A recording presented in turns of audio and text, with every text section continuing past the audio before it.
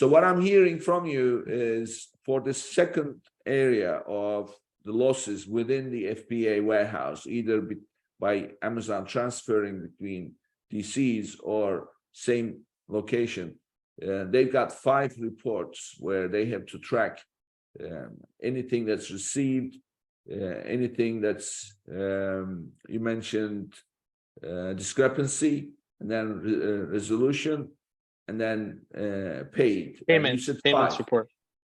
payment support. I think it may be 4.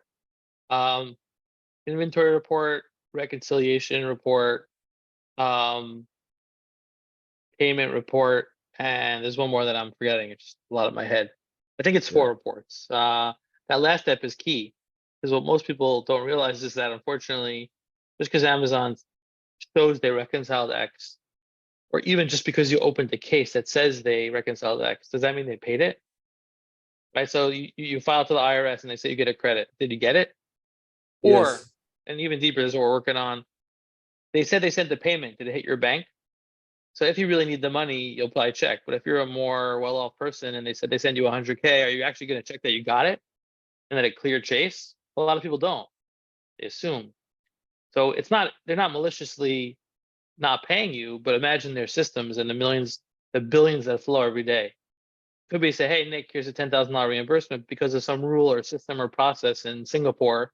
It never hits your bank, never hits your finance report, or it hits the report, but then it doesn't hit your bank.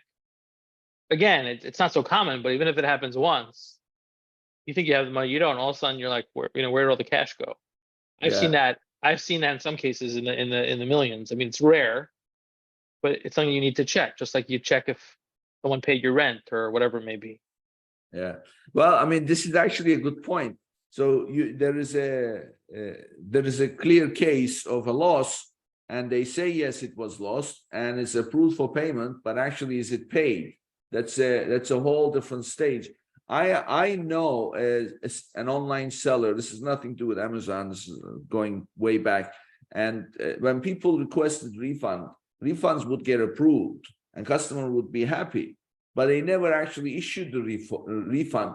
And the general company policy that they said was approve the refunds, but don't issue until customer calls and checks. And as soon as the customer calls and checks, say, oh, sorry, it got stuck in the system, we're approving now, and pay it then. So in the meantime, you're holding on to the cash, right? I mean, yeah, that's blatantly illegal, but it happens. It used to happen more when there was less checks and balances in the industry, but I know companies notorious for that.